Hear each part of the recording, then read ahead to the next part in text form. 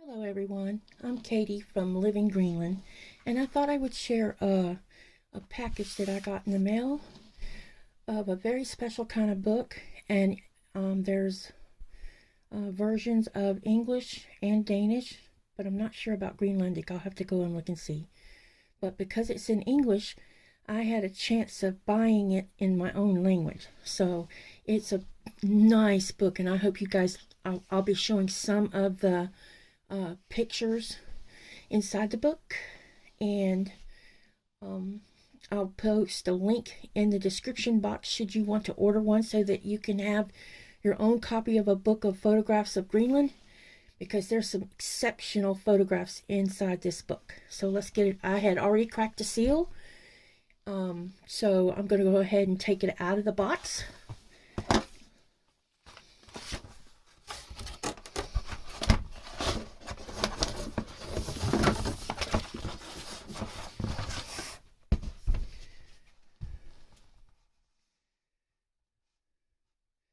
Okay, so the book is called Greenland, Land of Contrast. It's by Carsten Egevang. I probably said that wrong. Probably butchered it. Okay, so I'm going to go ahead and open it.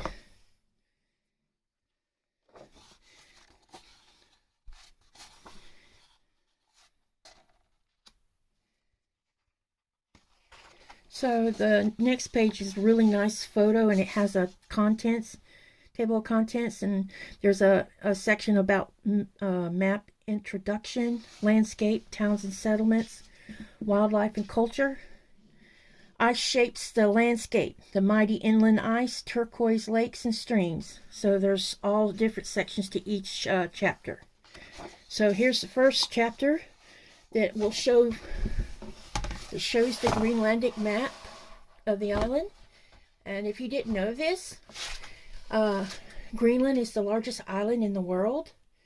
The ice sheet covers about 85% of the island. If all the ice melted, the island would turn into an archipelago. There is, right in the center here, is water up underneath the ice cap. And there's the population's around 48,000.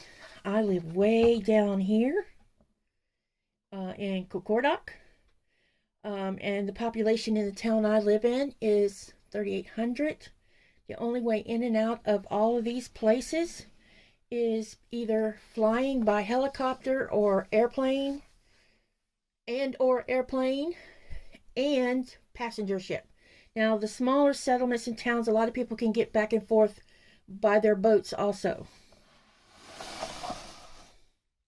I've been living in Greenland since August 18th of 2011, so I'm approaching my 12th anniversary of residency.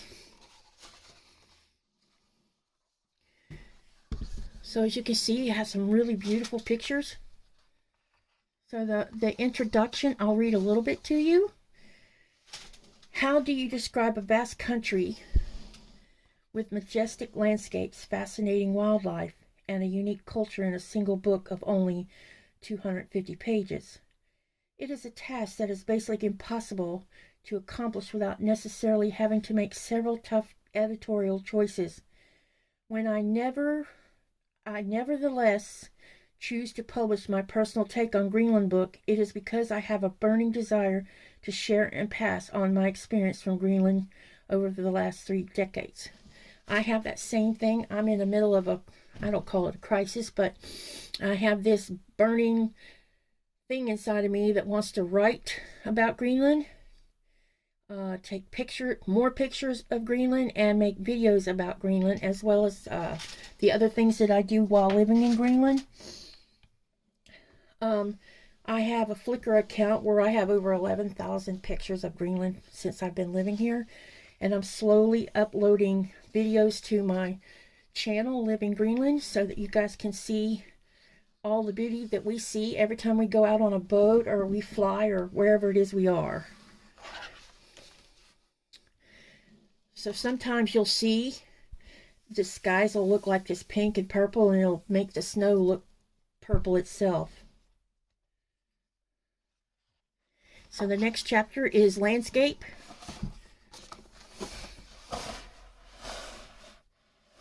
So I'll read a tiny bit of it. Greenland's scenic beauty is both spectacular and dramatic, but above all, Greenland's landscapes are wild and unspoilt. Few places in the world have large, continuous areas of wilderness completely untouched by man. In Greenland, nature is big. It stretches as far as the eye can see. When traveling through Greenland's landscapes, it is hard not to feel humbled and small in the midst of nature's grandeur.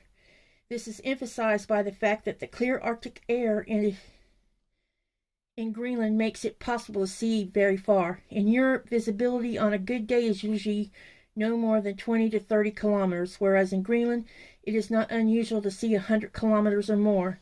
This means that it is very easy to underestimate distance when hiking or sailing in Greenland. Often, a mountain peak or other recognizable feature of the landscape seems relatively close and within reach, but the actual distance and travel time are surprisingly long. And I can agree with that. I have taken many pictures while we're out sailing on a boat, and then especially of icebergs sitting on the water, and you think you're really close to it because they're so big, but it takes you a while to actually pass by one. And if you stand on the boat with your camera and you're taking pictures as you're moving up to it, you're passing it, and then still taking pictures as you're leaving it, it will show you how your sense of how far something is changes. Greenland is home to the world's largest national park, with the entire north and northeast of the country set aside as untouchable wilderness. Apart from the staff of a few meteorologists, research and military stations, no humans live in the national park, and the nearly 1 million square kilometers of high Arctic wilderness appear to be free of human influence. But in Greenland, you don't have to travel to the inaccessible national park to experience spectacular landscapes. From every town and settlement in Greenland, it is possible to experience magnificent landscapes with virtually no visible human impact within an hour's walk.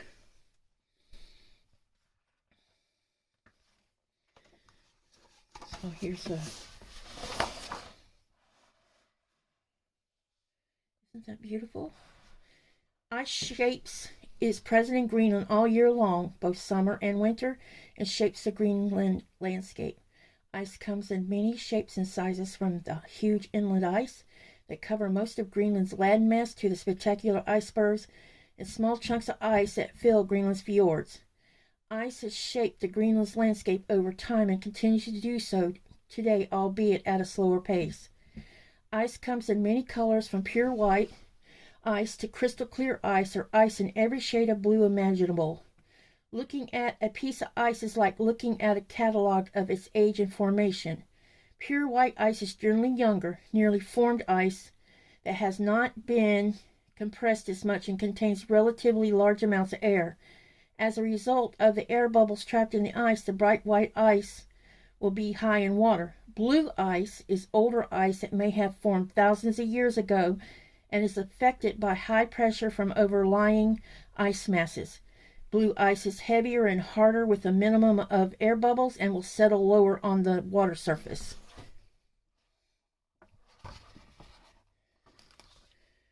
And this is, you can see how the wind shapes this ice.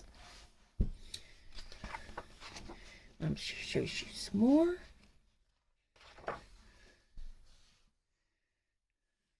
This is about what it looks like on top of the ice cap in places. Turquoise lakes and streams. As spring arrives in Greenland and the sun begins to gain strength, the top snow and ice of Greenland inland ice melts. Meltwater lake forms on top of the ice sheet and can take on the most beautiful full blue and turquoise colors, contrasting sharply with the otherwise white surface of the ice.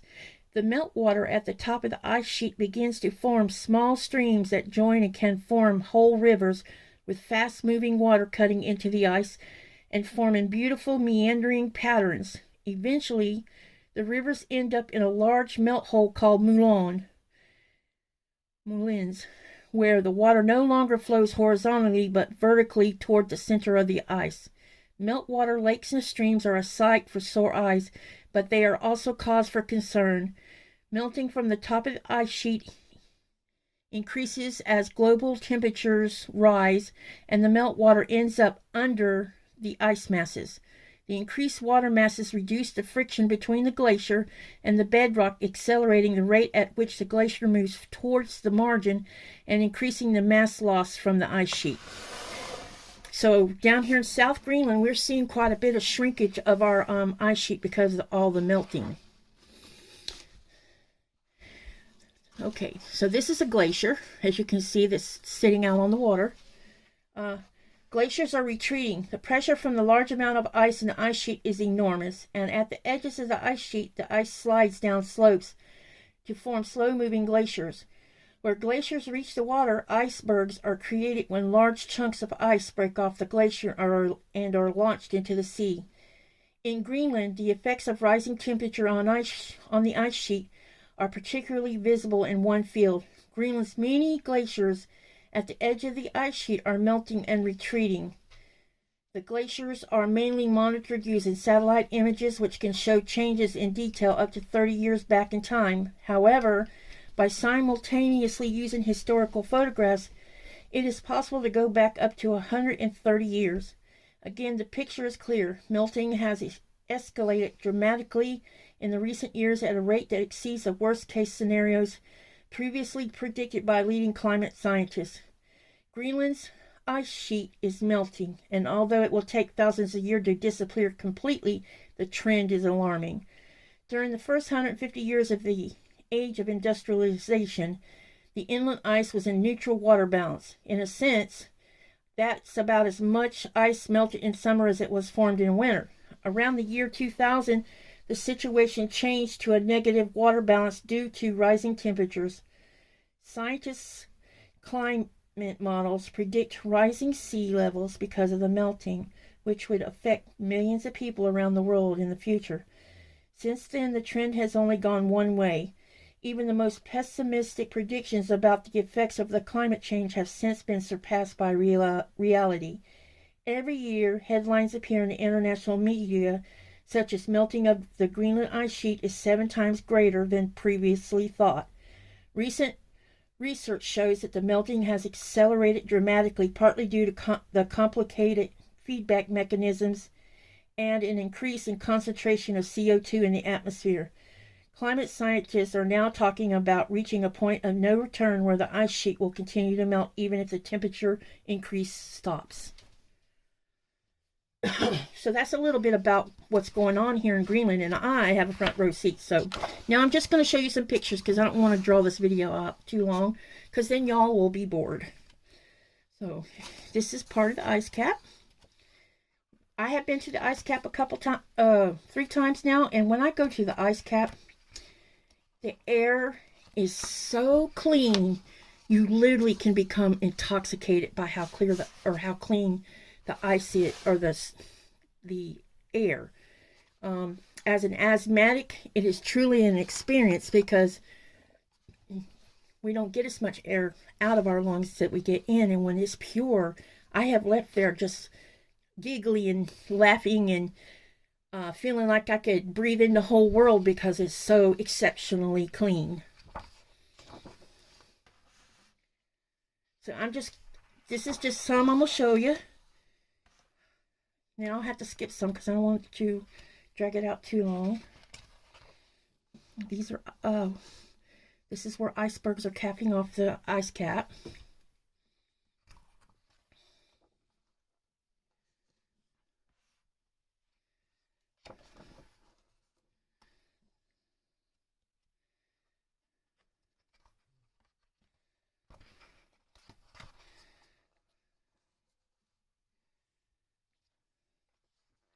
Okay, so the next one is the Dance of the Northern Lights.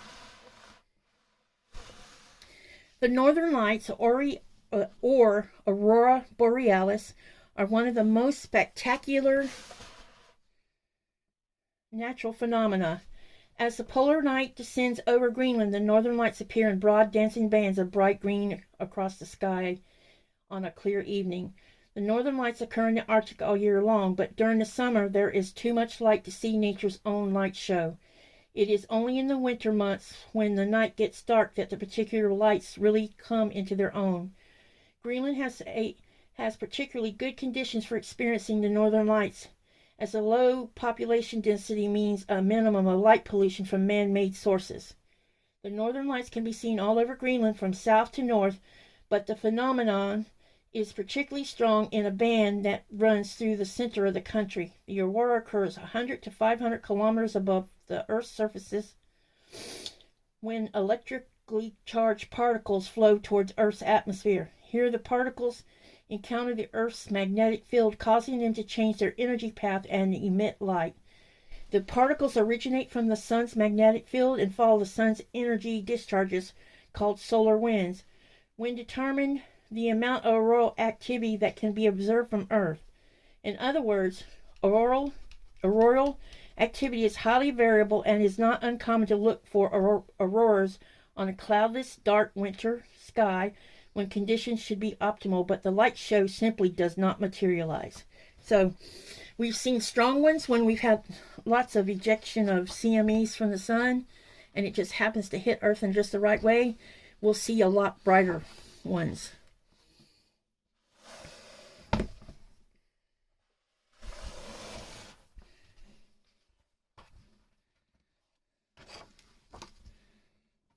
Some more pictures.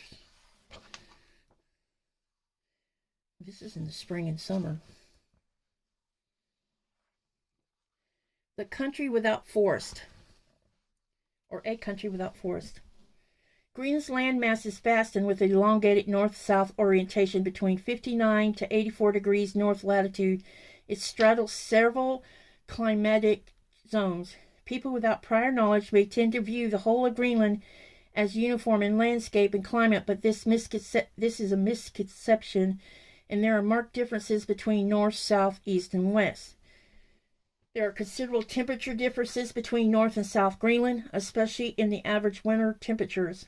Unsurprisingly, the coldest is in North Greenland, where the mean winter temperature is below minus 20 degrees Celsius, but it can get significantly colder. Precipitation is also unevenly distributed, with the highest amounts falling in South and Southeast Greenland. We're seeing warmer and warmer temperatures, and in our town, more and more trees are growing really well here.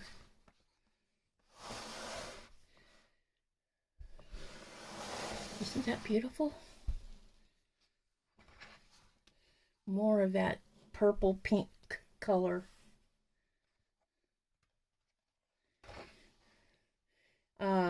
There's a section about the geology of Greenland. And I love geology, so learning more about the geology has been really fun for me.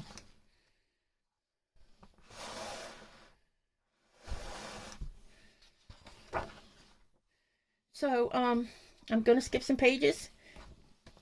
One chapter talks about towns and settlements, and about how, where they're located and things like that. There's also, just about every town has one of these soccervilles.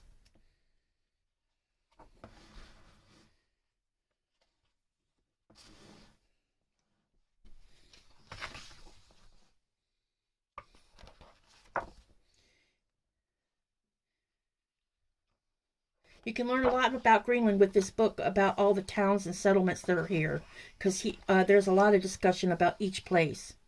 Nuuk is the capital city of Greenland, so there's a chapter about Nuuk also. Hopefully I'll see where my town is that I live, because this is the first time I'm seeing the whole book.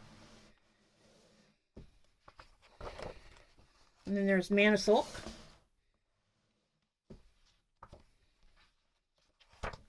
Sisimiut. I've been there. This is Kangerlussuaq. I fly in there all the time. This is Ossiat. This is where my Heartlight was born. Ilulissat. This is the place where Disco Bay is. It's a great place to go for the summer if you're interested in seeing skyscraper icebergs, as well as go whale watching, because all the humpback whales will be feeding around those icebergs.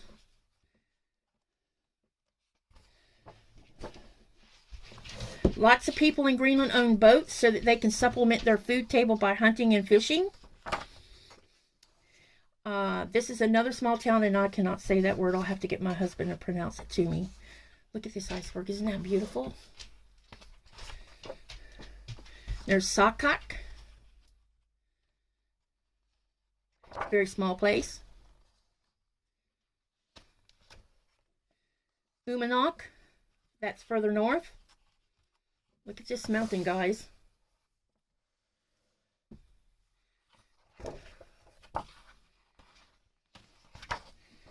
Upernavik, or Ubernavik. I'm not sure if it's the P sound or the B sound. I will have to ask my husband. Kanak.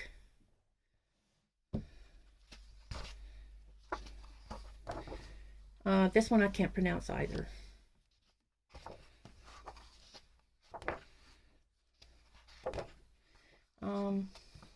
I want to see if my... I didn't see my town. Why didn't I see my town? So let me go back real quick to the table of contents.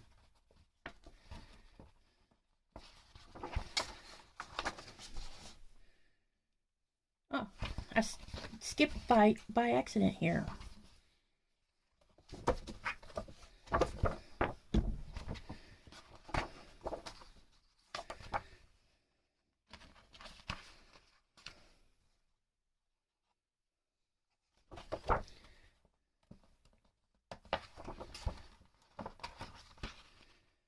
I'm having a little trouble with these pages, but it's okay.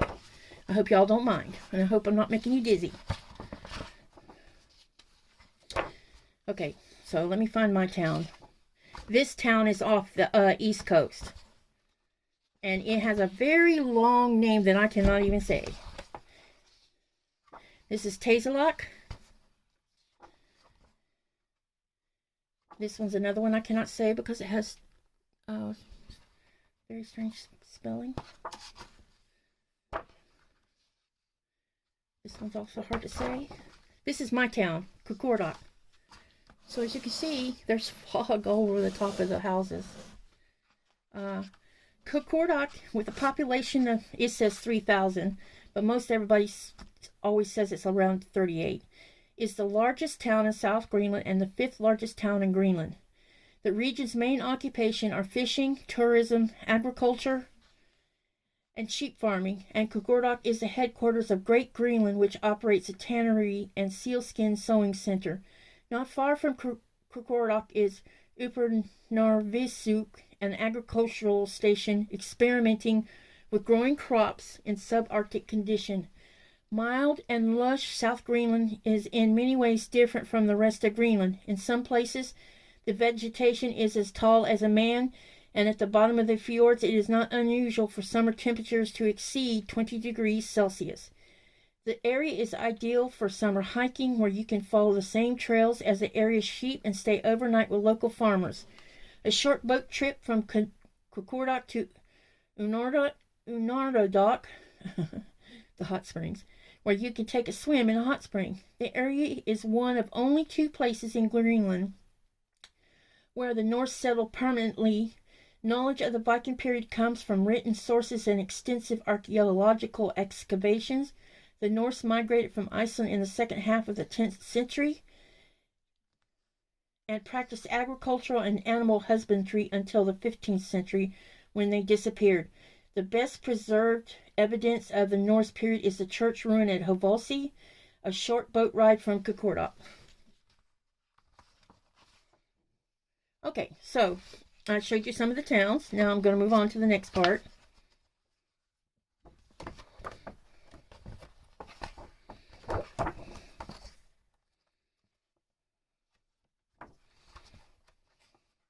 Okay, so now we're going to the section where it's talked about wildlife.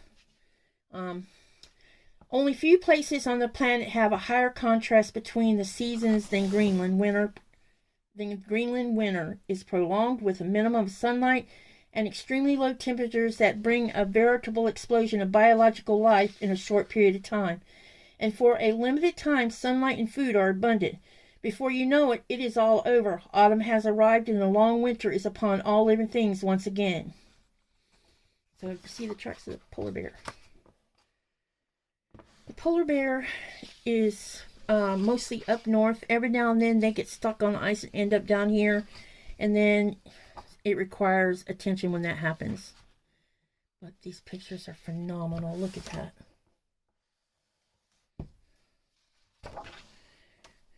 The mythical narwhal. This is the whale with the long ivory horn. Or tooth, actually. It's not a horn, it's a tooth. Only the males have these. And the narwhal is special to the Greenlandic people. Then you have canary of the sea, the beluga, which is closely related to the narwhal. You'll find them with narwhals at times. Humpback whales.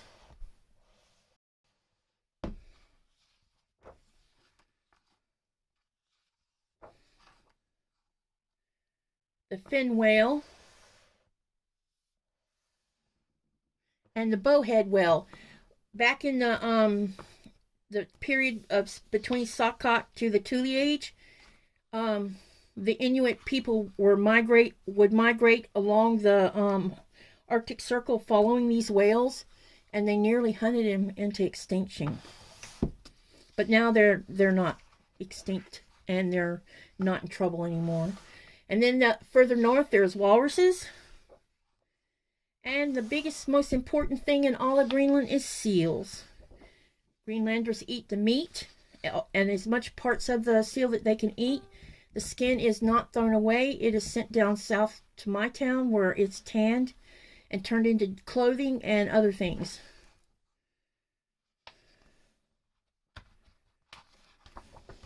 And then there's the mighty muskox. Their population is starting to grow. They've been working really hard to get the population to grow further. And we have reindeer. We have Arctic foxes.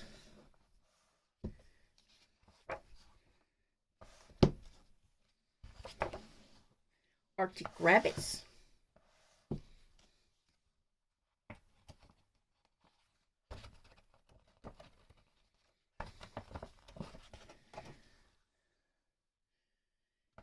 And then we have what is called the master diver. Is a member of the auk family. This black and white seabird is probably the closest thing to a penguin. Look at them. There's thousands of them.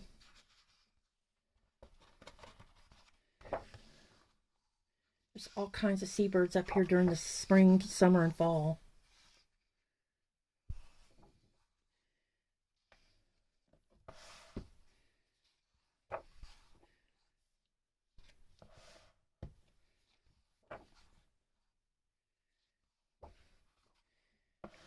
Then there's the gulls.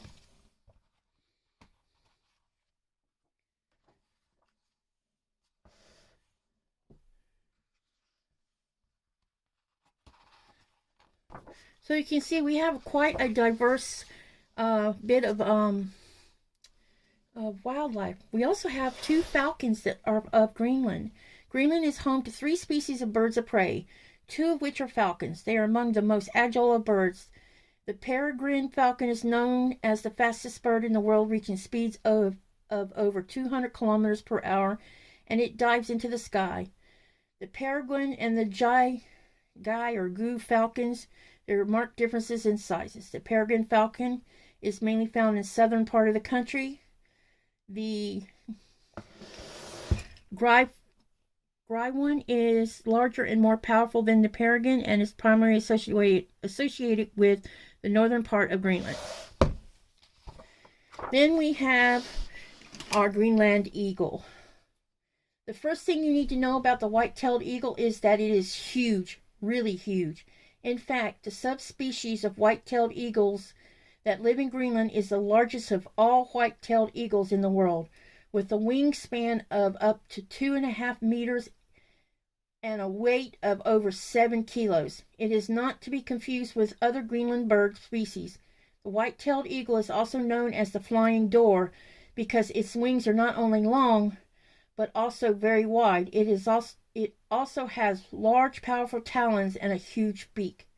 The white-tailed eagle is associated with the marine environment where its diets consist mainly of fish, seabirds, and carrion. Unlike the speedy falcon species, the white-tailed eagle is large and heavy and uses a completely different hunting technique when hunting birds. So isn't that beautiful? Then we have 4 common small birds: the northern wheat ear, the Lapland bunting, the red poll, where's the other one at? And the snow bunting. So I see these every summer. I have one of the birds has put a nest on our front porch right now, and there's babies in the nest. But I don't want to get too close because it's this bird right here. I don't want to get too close because I don't want to cause the mom not to want to come back and feed her babies. The other bird that we have, which creeps me out a little bit, is the raven. These ravens are huge. Let's see if it talks about the size of them. No, doesn't look like it. Okay, so anyhow, then the next chapter talks about the culture of Greenland, about also about the mummies that are in the about the mummies that they discovered that are now in the museum. Talks about the unique national costumes that the women wear and the guys. It takes 2 years to make one of these, and they're made of different parts of the national suit, like this what we call a shawl, I guess. These are all made of glass beads. And down here, the shorts that they have on, those are sealskin, and the boots are tanned sealskin also. So different parts of it are made from different parts of things. Religion is the Lutheran religion here.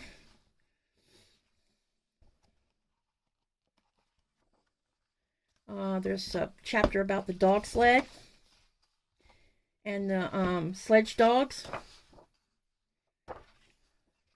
Sledge dogs can only be found north of the Arctic Circle. There are none south of the Arctic Circle. If a sledge dog leaves the Arctic Circle, they cannot come back. So no regular dogs are allowed north of the Arctic Circle. They don't want the bloodline to be tainted by crossbreeding. And then there's the traditional use of the kayak. There's discussion about that. Kayak has been in the Inuit culture as far back as they started. The importance of hunting.